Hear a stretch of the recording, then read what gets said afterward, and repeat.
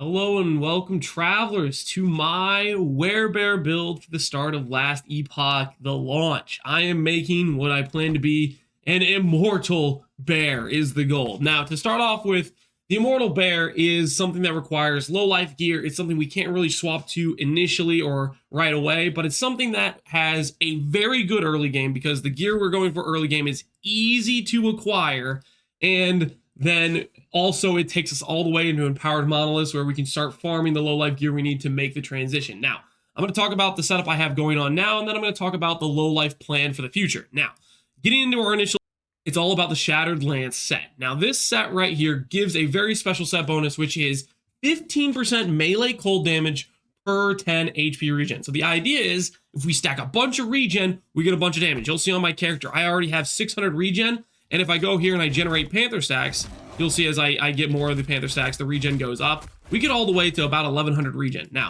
if you're looking at that set bonus and you think you do some little quick math, that's almost 1700% damage from that one set bonus. That basically takes care of our percent damage scaling all on its own, and all we need to get is min-max some other stats elsewhere to continue to scale this character up. Now, why do I say this is a very good starter set? Because it comes from a very easy to farm, early game, easy timeline. Stolen Lance right here is the second timeline. It's only the level 62 zone, and the boss you kill at the end of this timeline has a 50% chance to either drop the set for the relic or the set for the sword. So essentially, you need to kill this boss 2, 3, maybe 4 times if you get a little bit unlucky, and you'll have yourself the full set here, and you have the ability to then push all the way into empowered monoliths pretty much with ease. Essentially, once I had this set piece, I didn't ever run into any roadblocks on any boss anywhere. As I got gear and equipped it and upgraded it as I went, this set carried my damage all the way into empowered monos. Now I'll give you a quick showcase of what it looks like in terms of damage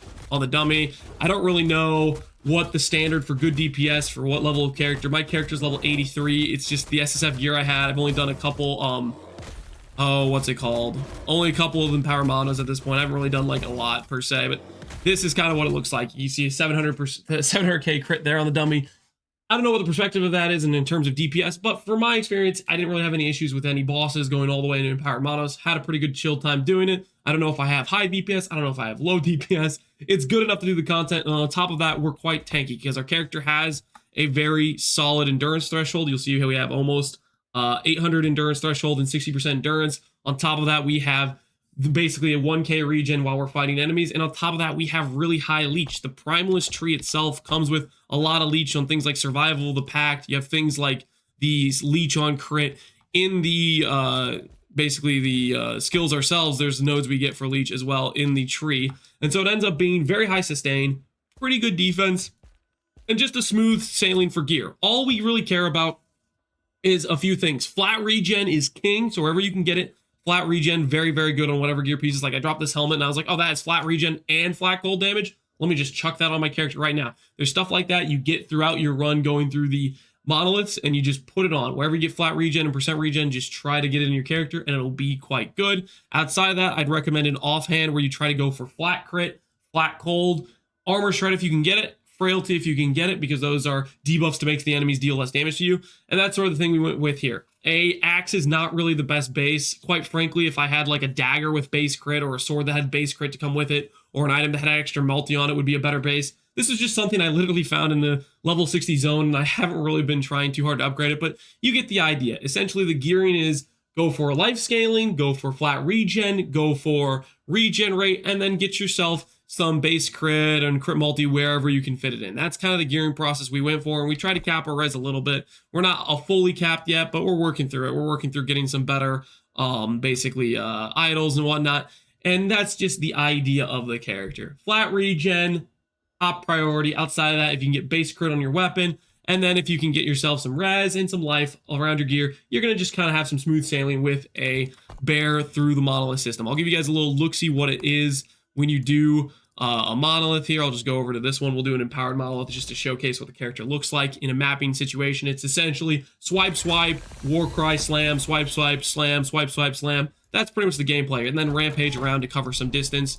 Let's go ahead and we'll do this monolith here that has, I guess, glyphs as a reward. I don't really know. I haven't thought about it too much. But that is the idea for the character. Now, why do I like this? I like this because it has A, really good early game power, B, it's pretty tanky and I can kind of misplay and just tank stuff, and that I don't really know the mechanics of this game too well, so I want to play a tanky character where I can afford to make a bunch of mistakes and still not die, and I think the bear accomplishes that. And then 2, I really like the idea of scaling ward to the moon. I am one guy who just loves to see the number go up. If you've known me from PoE, you'll know I did the Giga Chad RF character where I got RF'd all the way to like 70,000 plus on a league in Crucible. I think I did it when I did the Giga RF character. This league in PoE, I did the life stacking character. I like to see the number go up. It's just kind of a fun thing for me. And I think this is, I mean, I've been looking at different classes and whatnot, but I think the Werebear is going to get me the highest ward number possible. I could be wrong. We'll see how high we get it to, but that's the idea. And also, I really like Last Epoch's farming system in terms of like how you can SSF aim for target farming certain items and just kind of get stuff that way. So that's the idea behind the character. We'll start out with this easy set that gets us some really good early game power and gets us straight into farming the empowered monos to work our way up to that low life gear. Now, hopefully this gives you a good idea of what it looks like while you're mapping. We have high regen, we have high leech, so for the most part, if we get hit hard or we go straight back to full HP, ooh, small idol, I wonder what that is. You don't see too many unique idols, that's kind of interesting. I wonder what that is. But yeah, that's the idea. Swipe, swipe, slam, war cry, that's kind of what we're working with here. Singularity, 18% more damage if you've only one singularity equipped. You cannot deal crits, oh my. Okay, well, I mean, that's good for, like, I guess a non-crit build. For me, that doesn't really work because I am a crit build. Unfortunate. And anyways, yeah, that's kind of the play style of the character. That's kind of how it works. I'm going to try to leave a build planner link in the description if I can get that set up. I haven't done too much with Last Epoch's build planner, so we'll see if I figure that out or not. But yeah, this is the idea for the character. That's the kind of the gear progression. It's basically just get the Shadowed Lance set, get some regen on your gear, and just coast your way to conquering the monolith system. Now, let's go ahead and I want to show you the character I made a year ago, because I actually made a low life Werebear a year ago, and so I've had experience with this before. Why am I remaking it? Why am I making it again? Because 1, I really enjoyed the character. I had a lot of fun making this character, and 2, as I've been going through the uniques and as I've been going through new gear affixes, I found this build has gotten omega buffed in terms of one specific unique and then a few other things that greatly support the power potential of this character. Now, I'm just going to go over to the zone, and so I can transform into a bear, give you guys the full look of what this character looks like, if it's going to take us over there. But essentially, when I made this character, at the time, it was very, very hard to get ward retention. There weren't very many sources of ward retention. It was almost non-existent, so to speak.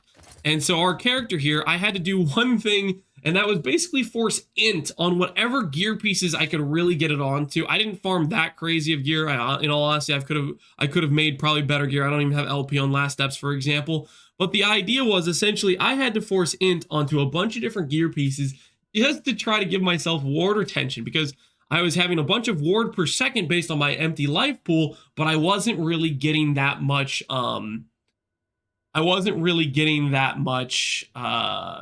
Ward retention, so my ward can't really go that high because it has that limiting factor of not much ward retention to support it. Now, in the new age of items I found, they added an item called Cleaver of Solution, which makes your intelligence equal to your strength.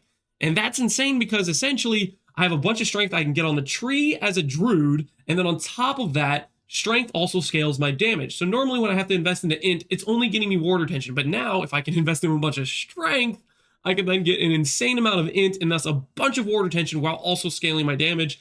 And it basically makes the build way, way more potent in terms of how it can scale ward and how much it can scale its character itself. So the idea is essentially we're going to farm for a cleaver, try to get LP on that. We're going to farm for, there's a new experimental mod that basically does exactly what Exsanguinous does. So it's even more 20%, and it's just a whole other set of 20% health per ward per second.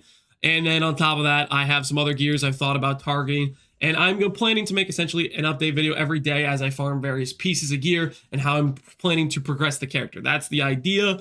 And the goal is essentially to make the tankiest character we can in Last Epoch and then make a character that has a really large ward number. We'll see how it goes. I'm kind of excited about it because this is a build I had a lot of fun playing in the past. And I now know there are a lot of upgrades I can make to it. Sorry, excuse me, I'm like kind of coughing a little bit or whatever. Anyways, that's the idea of the character. Hopefully you guys like it. I will try to leave the build planner thing below if I can figure out how to set that up. If not, I will be making update videos every day on the Werebear for the progress and the way I've put the character together. And hopefully you guys enjoy. As always, thanks for watching, Exiles. Take care and peace out. I mean, Travelers. I guess you guys aren't Exiles now because we're playing Last Epoch for the launch. Anyways, take care. Have a good one.